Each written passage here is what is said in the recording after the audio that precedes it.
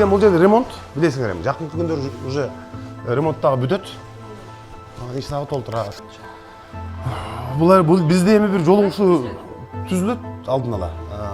Рукап түзөт, анын бардыгын бирок мындай ал ушу графиктегидей болбойт. Көчөдө жолугат, бирөө ал жака чакырат, бул жака чакырат. Мисалы азыр жамгыр жаап, Озгурда сел түшүп, азыр шаар резервуардан суу колдонот азыр. Бир вице-мэрибиз ал жакта, бир вице-мэрибиз бул жакта жыйындарды өтүп атышат. Дагы бир вице-мэрибиз ал жакта иштеп атат. Министрлер келген. Алар менен бир ачылышта. Мына ушинтип эми ишибиз уланат эртеден кечке.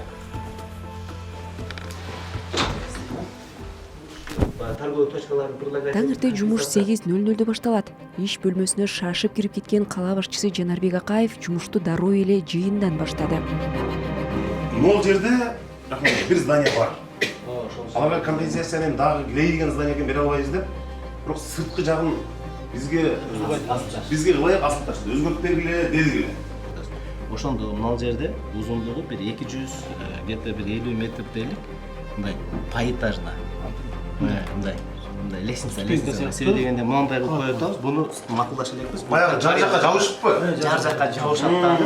Моундай лестница-образный кылсак, ошондо баягы жарды дагы мындай общий жапкан болот экенбиз, видчи. Анан баягы биз алып кетип аткан мечиттин бурабыз бул жакка деп атпайбызбы? Ошондон баштап, ушуну 40 метр берген чейин келип 10 метр фонтан болуп атабы? Ооба. 50 метр сантан прогулка 50 метр сакталып атат. 50 метр сакталгандан кийинкиси 45 метр шырын болот. Мына ушундайдын узундугу 300 метр деп койсоң. Бунун минусу плюсун айтайынбы мен? Мен оюмда эми, силер мен менен может макулсыңар же макул эмес болсоңор айтыла да. Алымбек атканын койгонубуздун плюсу туристтер келет. Ошо жерге келгенче эле Алымбек атка деп музейин көрөт. И буга биз акча бербейбиз. Буга стафонтон уже акча даяр. Ал ортодо кала башчысы бир канча иш кагазга кол коюуга үлгөргөнүнө күбө болдук. Ош шаарына турукташтыруу фондунан 900 миллион жолдорду курууга акча сурап атабыз. Урматтуу президентибиздер. Кудай буюрса бүгүн чечилип калат, Тилер күтүп турат да. Алгачкы жыйын дээрлик 1 саатка созулду. Сөз мурдагы борбордук базардын ордун байыркы Ош шаарын чагылдырган туристтик жай кылуу тууралуу болуп жатат. Бул чечим ушул иш бөлмөдө кабыл алынган. Инвесторлорубуз келди, көрдүңүздөр, алар эскиздик долбоорун жазып келишти. Шашпай, бирок ошол убакта эле эми ар бирине мен жетишпейм, бирок жоопкерчиликтүү адамдарды дайындап, анан бир айдын ичинде Кудай буюрса ошол жерде аябай жакшы долбоорубуз башталат. Бирок 50 метр жана коркук зонасын сактайбыз. Кийинки каалооңузга катышып турсак болот да, уруксат болсо, э? Болот. Рахмат. Кимдер киргизесиңер? Келип. Азыр эште жок. Жаап турган чоң. Жумуш көп, убакыт аз. Андыктан ар бир мүнөттү туура пайдалануу керек. Антпесе алдыдагы жыйындар, жолугушуу, сыйлоо аземи, иш-чара кабыл алууга жетишпей, жумуштар жеринен текшерилбей калышы мүмкүн. Азыр булар галстук барбы жок? Төлөдө келишип. Галстук жок. Жакшы болуп туруп. Барбы жокпу? Жок, булардыкы дейм.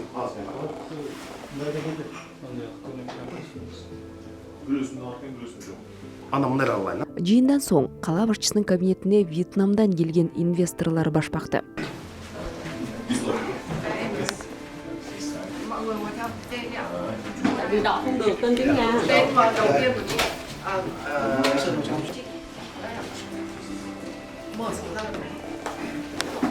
Басат аке, иштериңиз жакшы менен? Рахмат. Сиз бияка кетип калдыңызбы? Бул жакта уже 1 жылдан бери. Ошон үчүн иш катуу кетип атты го жакта. Thank you. Thank you. Бул эметен да? Генеральный директор. А вы по-русски знаете, да? Да, мы сейчас расскажем вам всю корпорацию, вы представимся, да, с нашей стороны. Хорошо. Кабылдамада бүгүн кезек күткөндөрдөн Евразия өнүктүрүү банкы да бар. Өкүлдөр быйыл Ош шаарындагы ири инфраструктуралык долбоорлорду каржылоону колго алабыз деп турушат. Ошо бизде биякта Ошто бир долбоор бар эле, 2 эстакадалык мост, анан жолдун узартылышы боюнча. Ошону талкуулоо боюнча келдик.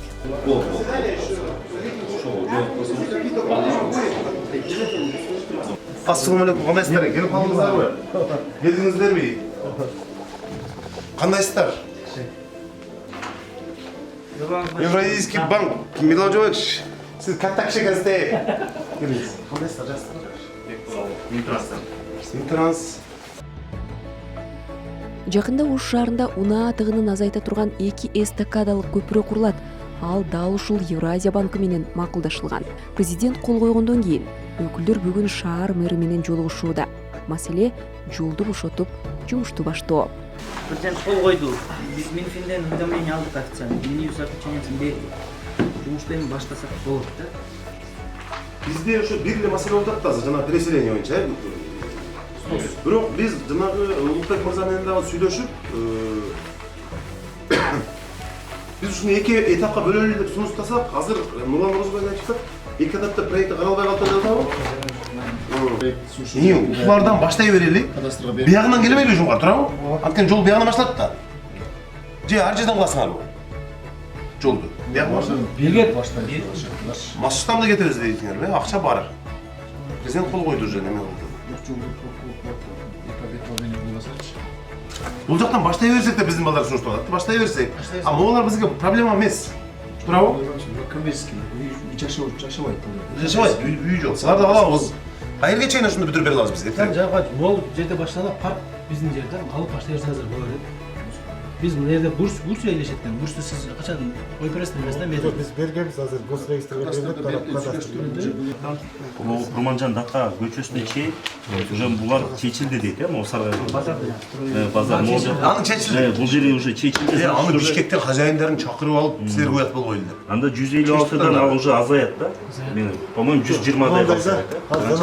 Бул жерде 156 объект болуп атат да, строение болуп атат да. А бир участкада 4 строение болушу мүмкүн, 5 строение, 3 строение болушу мүмкүн да. Анын жарымы эле уже нежилой строениялар. Кала башчысы үчүн убакыт баалуу ресурс. Ар бир мүнөтү так пландалбаса эле иш артка кетери бышык. Анткени кабылдамада жарандардын, кызматкерлердин агымы дагы деле токтой элек. Жок, умаркен жок. Жетишпей калдык ака. Алып атабыз. Жок, катырып баштады. Хамидулла. Saat 1 болот, түшүнүүгө барасызбы эми? Биз азыр түштөнүүгө барабыз, бирок Ага чейин да жумуш. ал жерде биз жакшы бир компания менен жолугуш кылабыз. Иш арасында иш арасында эле эле кенде. Сүйлөшүп, Кытайдан келген да бир компания бар. Алар менен жолугабыз, сүйлөшөбүз. ГИК эми мэрияга карабайт. Бизге караган МИП бул. Эгер ал жактан алам десеңиз, аны дагы көрбөйсүзбү МИПти дагы? МИПти көрдүм, бизге сәл ГИК жакшы экен. ГИК жакшы. ГИК бизге карабайт, ГИКке биз кеңеш гана беришибиз мүмкүн. Онда карап коесузбу деп өтүнүч гана кылышыбыз мүмкүн. ГИК эми ал өзүнчө иш кылат. Түшкү тыныгууга бараткан учурда да Чанарбек Акаевди жарандар токтотуп маселесин жеткирүүгө аракет кылышты. Бул жолу майыптыгы бар жаран мэрден турак чай сурап келген. Şu жолугуш болуп аткан жерден эле чалып айтам. Сөзсүз айтабыз. Тилек, номерин жазып ал. Анан номерин бер өзүң. Сразу. Мына Тилек жанында жүрөт го постоянно. Түштөн кийин жолугабанда. Түштөн жолугабыз анда. Биз бир саатта келебиз. Азыр учурда Жанарбек Акаев саат 1:30 болуптур, 13:30 түштөнүүгө чыкты. Андан кийин сапарыбызды улайбыз. Түшкү тыныгуу жарым саатка гана созулду. Аңгыча шаар башчысы имаратты көздөй багыт алып, жыйындар залына киргенин көрдүк. Мында ал Оштун жигердүү жаштары менен жолугат. Саламатсыздар, урматтуу конокторлор, жаштар. Бүгүн биздин менен алгач элек биздин ушул Ош шаарында сиздин белгилегениңиз менен жаштардын башын бийликтери башкача айтканда лидер жаштарды топтоо максатында ошол иш-чара уюштурулду. Мүмкүнчүлүк толтура. Колуңарда алаканга салган дүйнөнү көрүп турасыңар. Байланыш десеңер байланыш. Мына шаардык кеңештин депутаттары, биздин лидер жаштар, элдер мырза, силерди колуңардан жетелеп каласыңар мэрге, каласыңар парламентке эмне деген мындай мүмкүнчүлүктөрдү түзүп берип атат да. Бул жагы менин оюмча калганы уже өзүңөрдөн. Ошол өзүңөрдүн багытыңарда сунуштарды берсеңер, биз сүйүнөбүз. Мисалы, шаарда мондай кылбайлыбы деп бир ойлонбойсуңарбы силерчи? Ойлонуп бизге айтып калса, силерди эч ким урушпайт. Туура эмес болсо. Мен эле принцип билдире албайт элечи. Жакшы, жакшы. Мэрдин бир күндүк иштеп жүрөбүз, 3 күн. Сиздер тиркелип калыңыздар. Азыр жаштар сүйүнүп атат деп бир эмес бир нече жолу айттыңыз. Оштун тарыхында жаштарга жакын мэр келет депчи. Адатта мына жаштар дегенде бизде мамлекет тарабынан жергиликтүү бийлик тарабынан эң биринчи бул шаарда курулуш, жол, коммуникация эске келет да. Анан адамдык ресурс эң кымбат да. Эң негизги бул адамдык ресурс. Бизди мактана турган эң чоң байлыгыбыз бул адамдар да. Анан Ош шаарынын жаштары үчүн атайын мэриянын колдоосу менен ушу жаш жаратмандар деген долбоор башталып атат. Анын башында ошол Ош шаарынын мэри Жанар Кубанычевич Демилгелеп ушундай кызматташууну сунуштаган, ошонун алкагында бүгүн ушул долбоорду баштап атабыз. Жанар Акаев ушул эле залда Азия өнүктүрүү банкы менен кезигип, таза суу маселесин талкуулады. Банк өкүлдөрү буга чейинки кызматташуулардагы катачылыктарды белгиледи. Эми шаар бийлиги аны оңдоп чыгат. Thank you for you. Жолугушуу кызуу өтүп 1 саатка созулду. Конокторду узаткан калаа башчысы дароо иш бөлмөсүнө шашыла багыт алды. Анткени аны кабылдамада жарандар, кагазда чечимдер күтүүдө.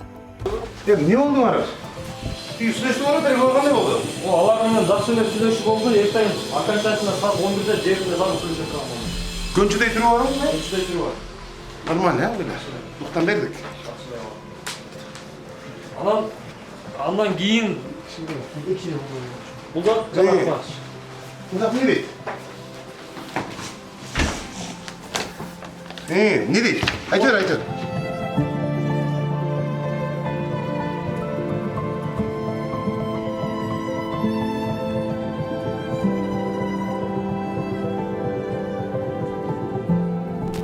Күндүз көрдүңөр, эл аралык уюмдардан баштап өзүбүздүн тургундар, арыз арманы менен келгендер. Ошол жерде азыр көчөлөрүбүздү, жанагы парктарыбыздагы маселелерге мындай даже жетишкен жокпуз да. Эми азыр уже көчөдө иштейбиз эми.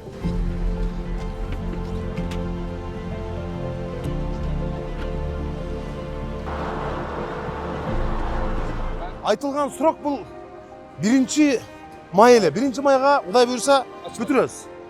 Мына азыр кыйып караңыз, мына Генен, Бекем, могул жерде мына канча окуучуларыбыз сүйүнөт.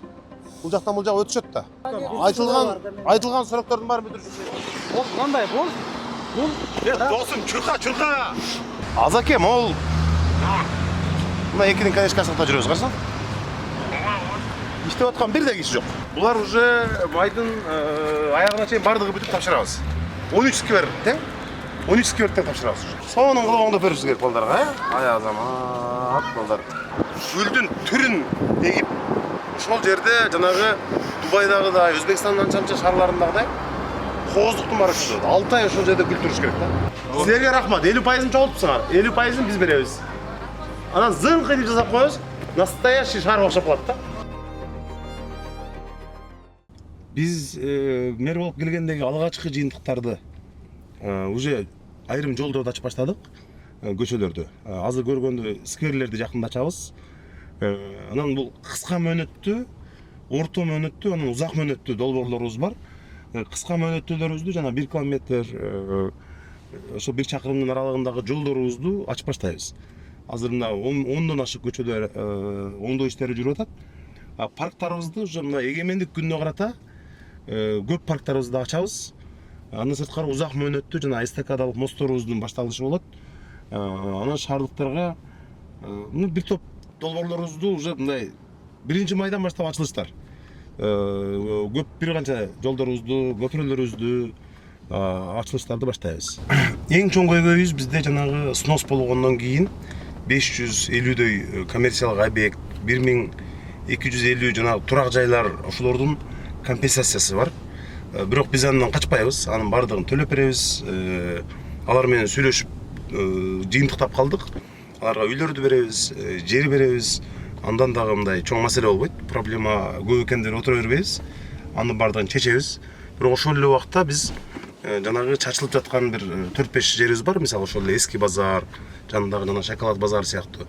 Аларды дагы жөн эле азыр эптеп эле мындай тезирээк жаап коелучу деп эле үй кургандарга мондай көп каттуу үйлөргө берип койсок, ал мындай дароо эле куруп баштайт. Бирок биз ошол жерге мисалы Шератон сыяктуу отелдерди сүйлөштүк да, ошондо бүтүп калдык. Анан бир туристтер келе турган байыркы ошту чагылдырган базарды мисалы эртең менен кабинетте талкуулап атканды көрдүңөр. Мына ошондойлорду баштайбыз. Бул курулуштар дагы бир 1 ай, 2 айдын ичинде уже башталат. Ушул тапта шаардыктар Жанар Акаев баштаган иштердин жыйынтыгын күтүүдө. ошко жетекчи болуп келген күндөн тарта билек түрөө ишке киришкен мэрдин реалдуу жыйынтыктары күндөн күнгө байкала баштагандай.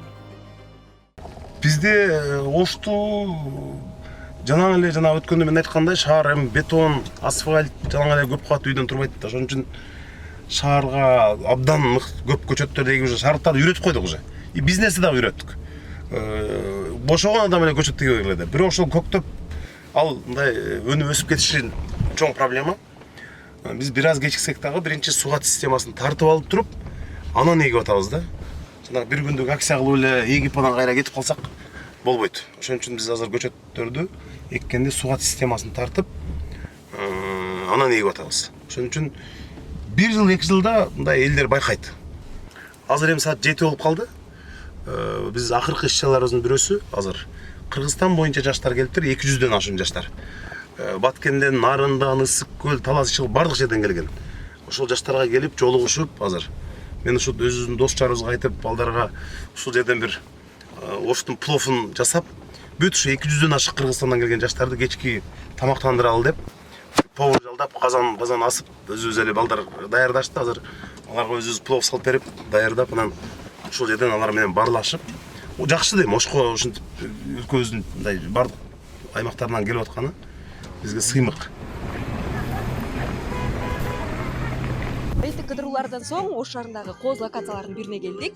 Бул жерде азыр Ош шаарынын мэри Жанарбек Акаев өлкөбүздүн 7 дубанындагы 250гө чукул студенттер менен жолугушуу өткөрүүдө. Ош шаарынын мэри Акаев Жанарбек Кооложович. Урматтуу жаштар, Ош шаарына кош келипсиздер. 7 областтан келген. Ар бир областтан жана ошондой 2 шаардан өкүл келиңиздер. 7 областтан бирден өкүл. Майдалайбы? Мындай кылма. Жоң болуп калсам.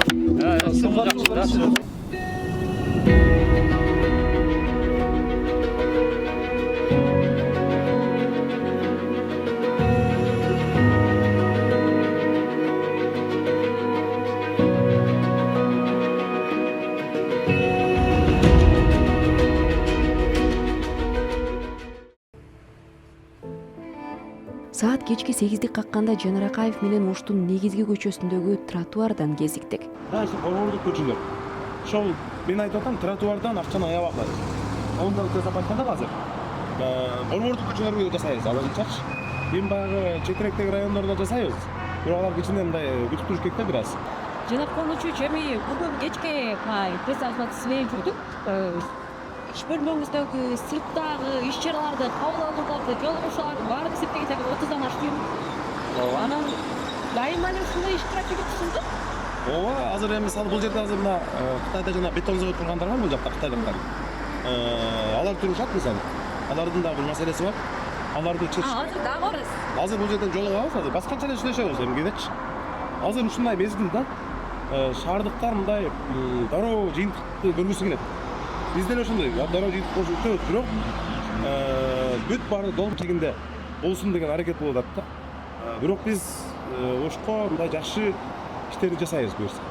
Азыркы сиз көргөн эртеден берки сүйлөшүүлөр, кабинеттеги сүйлөшүүлөрдүн бардыгы чоң долбоорлор, алды $100 миллион башталган долбоорлор да, мисалы ошол жана Вьетнамдан келгендер.